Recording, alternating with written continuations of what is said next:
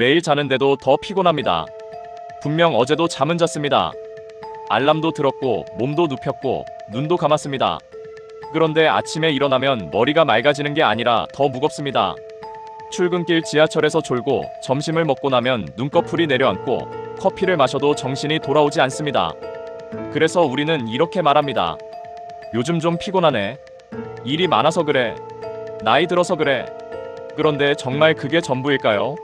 지금 한국인에게 벌어지는 일은 단순한 피곤함이 아니라 잠을 자도 회복되지 않는 상태, 말 그대로 수면 붕괴에 더 가깝습니다. 수면이 무너졌다는 말은 단순히 잠을 덜 잔다는 뜻이 아닙니다. 더 정확히 말하면 잠의 시간도 부족하고 잠의 질도 망가지고 잠드는 리듬까지 흔들리고 있다는 뜻입니다. 겉으로 보면 우리는 분명 침대에 누워 있습니다.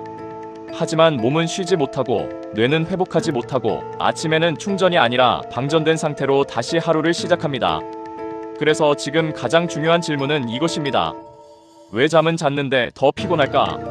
왜 우리는 자고도 망가질까? 최근 대한수면연구학회가 발표한 한국인의 수면 실태를 보면 한국인의 평균 수면 시간은 6시간 58분이었습니다. 7시간에도 못 미칩니다. 더 충격적인 건 매일 숙면한다고 답한 비율이 겨우 7%였다는 점입니다. 10명 중 9명 이상은 매일 깊게 자고 있다고 말하지 못한 셈입니다. 응답자의 60%는 수면 문제를 경험했다고 했습니다. 이 숫자는 하나의 불편한 현실을 보여줍니다. 한국인은 단순히 덜 자는 사회가 아니라 자도 회복되지 않는 사회가 되어가고 있다는 겁니다. 통계청 생활시간조사도 같은 방향을 가리킵니다. 2024년 조사에서 수면 시간은 조사 이래 처음으로 감소했고 잠을 못 이룬 사람의 비율은 상승했습니다. 동시에 최근 5년 사이 필수 시간, 의무 시간, 여가 시간 모두에서 ICT 기기 사용 시간이 증가했습니다. 이 장면은 너무 익숙합니다. 침대에 누워도 잠들기 직전까지 스마트폰을 봅니다. 눈은 감았는데 머리는 멈추지 않습니다. 영상 하나만 더 보고 뉴스 하나만 더 보고 메시지 하나만 더 확인하다가 수면은 시작부터 어긋납니다. 우리는 잠을 미루는 것이 아니라 잠의 입구 자체를 파괴하고 있는지도 모릅니다. 그런데 더 무서운 건 수면 붕괴가 단지 밤의 문제가 아니라는 점입니다. 수면은 낮의 삶이 밤으로 이어지는 결과입니다. 스트레스, 야근, 불규칙한 식사, 늦은 카페인, 술, 운동 부족, 스마트폰, 주말 몰아자기, 이 모든 것이 밤에 한꺼번에 청구서를 보냅니다. 대한수면연구학회 자료에 따르면 숙면을 방해하는 가장 큰 요인은 심리적 스트레스였습니다. 그 다음이 신체적 피로였습니다. 이건 굉장히 아이러니합니다. 너무 피곤해서 잘 잘 것 같지만 실제로는 너무 피곤해서 더 망가지는 겁니다. 몸은 지쳤는데 신경계는 각성돼 있고 머리는 멈추지 않고 잠은 얕아집니다. 결국 많이 피곤한 사람이 많이 자는 게 아니라 많이 피곤한 사람이 더 엉망으로 자는 상태가 벌어지는 겁니다. 그래서 한국인의 수면 문제는 단순히 시간의 부족만으로 설명되지 않습니다.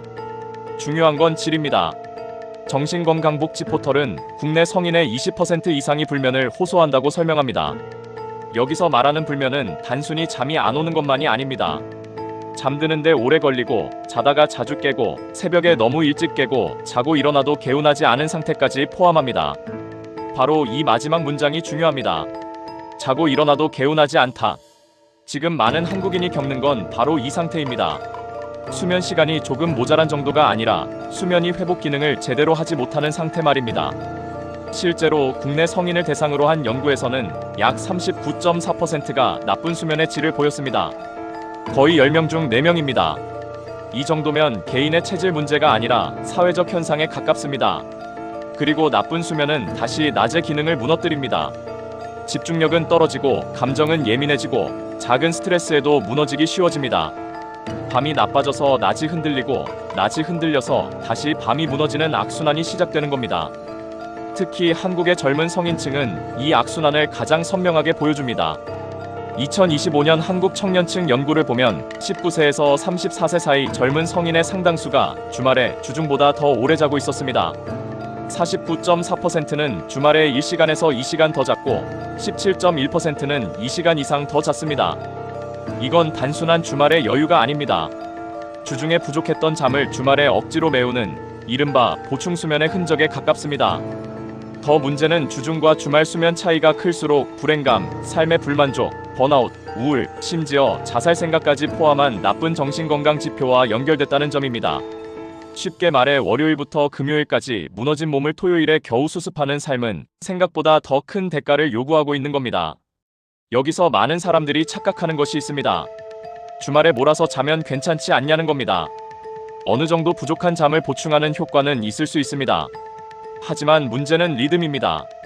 몸은 매일 같은 시간에 자고 같은 시간에 일어나는 패턴을 좋아합니다.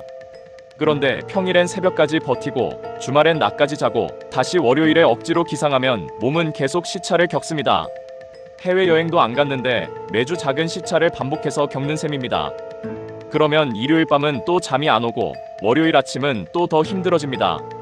우리는 피로를 회복하려고 주말에 늦잠을 자지만 그 방식이 다시 다음 주에 피로를 키우는 구조에 들어가 있는지도 모릅니다. 그리고 정말 놓치기 쉬운 문제가 하나 더 있습니다. 잠을 잤는데도 계속 피곤하다면 문제는 수면 시간이 아니라 수면 중 벌어지는 사건일 수도 있다는 겁니다. 대표적인 것이 수면무호흡증입니다. 질병관리청은 수면무호흡증을 수면 중 호흡이 멈추거나 감소해 자주 깨는 수면호흡 장애라고 설명합니다. 본인은 밤새 잤다고 생각하지만 실제로는 뇌와 몸이 반복적으로 각성하면서 깊은 잠을 거의 못 자는 경우가 있습니다. 그래서 아침에 일어나도 개운하지 않고 낮에는 졸리고 집중력은 떨어지고 일의 효율도 무너집니다. 문제는 이 상태가 단순한 피곤함으로 끝나지 않는다는 겁니다. 질병관리청은 수면무호흡증이 고혈압, 심혈관 질환, 당대사 이상, 뇌혈관 질환 위험과도 연결될 수 있다고 설명합니다. 잠이 무너진 결과가 피로를 넘어 혈관과 대사까지 흔드는 겁니다. 수면무호흡증은 특히 코골이와 함께 가볍게 넘겨지는 경우가 많습니다.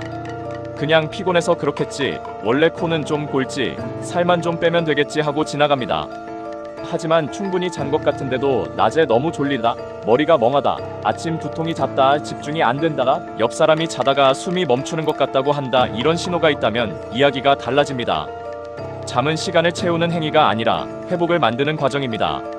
그런데 그 과정에서 숨이 멈추고 있다면 우리는 밤마다 회복이 아니라 손상을 반복하고 있을 수 있습니다. 그렇다면 한국인의 수면을 망가뜨리는 진짜 원인은 무엇일까요? 하나만 꼽을 수는 없습니다. 스트레스가 있고 늦은 전자기기 사용이 있고 불규칙한 생활이 있고 운동 부족이 있고 술과 카페인이 있고 숨어있는 수면 질환도 있습니다. 정신건강복지 포털은 자기 전 최소 2시간 전에 전자장치 사용을 중단하라고 권합니다. 휴대전화와 태블릿, TV의 푸른빛과 자극이 생체 리듬을 무너뜨려 잠들기 어렵게 만들 수 있기 때문입니다. 질병관리청은 과음이 수면의 질과 수면 시간을 모두 줄일 수 있다고 설명합니다. 많은 사람들은 술을 마시면 빨리 잠드는 것 같다고 느끼지만 사실은 잠드는 속도와 깊게 자는 것은 전혀 다른 문제입니다. 빨리 쓰러지는 것처럼 잠드는 것과 진짜 회복되는 수면은 다릅니다. 결국 지금 한국인의 수면 붕괴는 아주 현대적인 방식으로 진행되고 있습니다.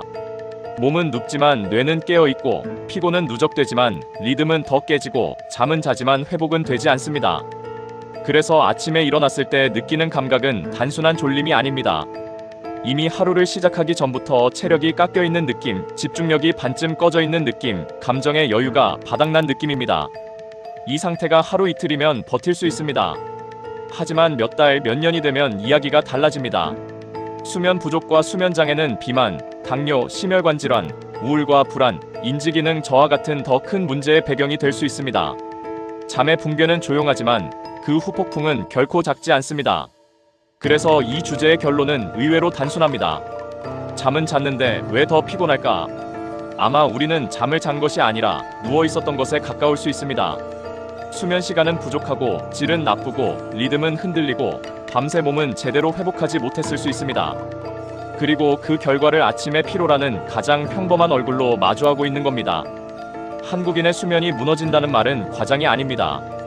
이미 통계는 수면 시간 감소를 보여주고 있고 많은 사람들이 숙면하지 못한다고 말하고 있고 젊은 세대는 주중의 붕괴를 주말에 메우며 버티고 있고 불면과 수면 무호흡은 점점 더 일상 가까이 와 있습니다. 우리는 늘 더 열심히 사는 법을 배웁니다.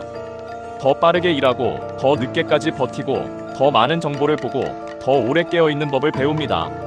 하지만 정작 회복하는 법은 잘 배우지 못했습니다. 잠은 남는 시간에 하는 것이 아니라 다음날의 뇌와 감정과 몸을 지키는 핵심 작업입니다.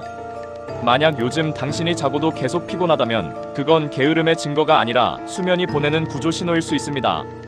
지금 필요한 건 의지를 더 짜내는 일이 아니라 내 잠이 왜 무너졌는지 처음부터 다시 보는 일일지도 모릅니다. 매일 자는데 망가진다는 말이 더 이상 비유가 아닌 시대가 이미 시작됐기 때문입니다.